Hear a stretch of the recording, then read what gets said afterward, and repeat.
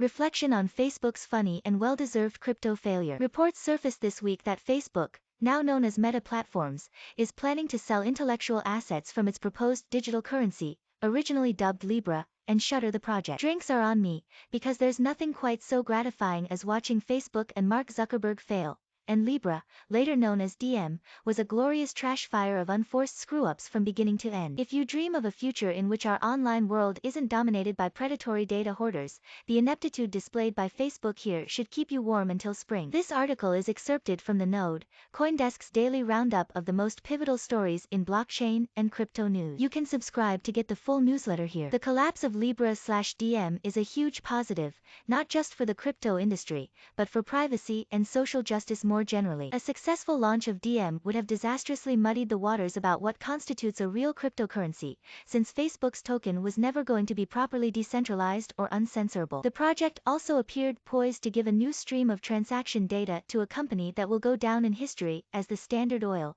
United Fruit, or R.J. Reynolds of digital surveillance. That such a rapacious and destructive entity has been rebuffed from creating its own currency is a win for humanity. And there are broader positive lessons to be learned. Above all, that wealthy and influential people still have to exhibit at least a shred of competence to get what they want. The Libra effort was a shambolic mess from the jump, with Facebook showing again and again that it hadn't thought through the implications of either its overall goal or its specific proposal. That it went down in flames shows there's, at least, still some justice in the world. These are the supposed masters of the digital universe, and they still failed because their ideas were so fundamentally terrible and consistently half-baked. All the money in the world can't buy brains, at least, not if you're Mark Zuckerberg. The saga is also a reminder to give some serious side-eye to the public relations claims of any tech company, especially Meta. That's particularly worth remembering, as the former Facebook now attempts to build the virtual reality-based social network Horizon World. While the regulatory landmines may be fewer, Zuck's metaverse pitch is just as conceptually flawed and morally bankrupt as Libra was,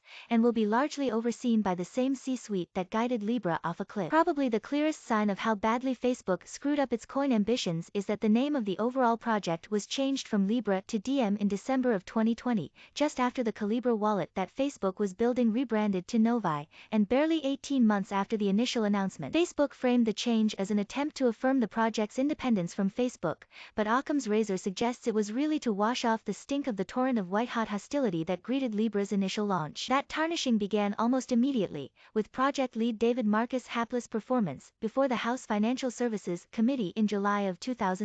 Facebook was clearly on hostile ground. The hearing opened with California Congressman Brad Sherman comparing Libra to the 9/11 hijackers. But Marcus made things even worse by failing to clearly address a laundry list of really obvious uncertainties about Libra. Those included whether Libra could be used to pay for, say, illegal drugs, and if not, who had the power to censor transactions. Marcus also failed to allay concerns that Libra's use of a basket of currencies as backing for a global stablecoin would destabilize national currencies, including the US dollar itself. Close listeners heard him weaseling about plans for collecting and sharing Libra transaction data, even as Facebook was still in the midst of a privacy scandal. The privacy questions were closely linked to legislators' skepticism that the Libra project would be a non-profit independent of Facebook's control. Facebook's hilariously inept attempt to make it seem like it wasn't in control of Libra involved creating a Libra association made up of companies including, for about 10 seconds, Visa, PayPal, and Uber. To set up this group, Facebook, a massive public company, basically copied and pasted the Swiss non-profit foundation legal structure that was popular among sometimes shady initial coin offering driven crypto projects circa 2017 to 2018. This structure was generally a convenient fiction when used by small-time crypto-native projects, and Facebook's group seemed just as much of a paper-thin misdirect. Facebook had invited all the members, most of them had pre-existing ties to Facebook, and some even suggested they had felt pressured to join. Harvard tech scholar Primavera de Filippi told Wired at the time that the Libra Association created only a facade of decentralization.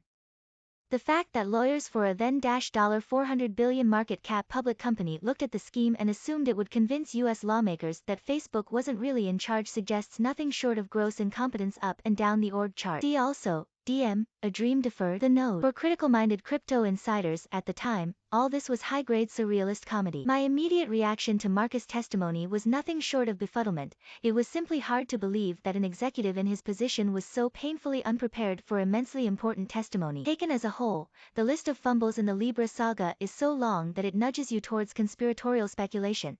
what if Libra was never actually meant to launch? A full-blown tinfoil hat theory might speculate that it was all an elaborate attempt to undermine open systems like Bitcoin, perhaps an echo of Zuckerberg mentor Peter Thiel's affinity for tightly moated tech monopolies. More reasonably, commentators like CoinTalk's Aaron Lammer figured the decentralized elements of Libra would be slowly scaled back until it was just another attempt at doing payments in-house at Facebook. But in the end, Facebook couldn't even salvage that much from the wreckage. So farewell, Libra, and thanks for all the laughs.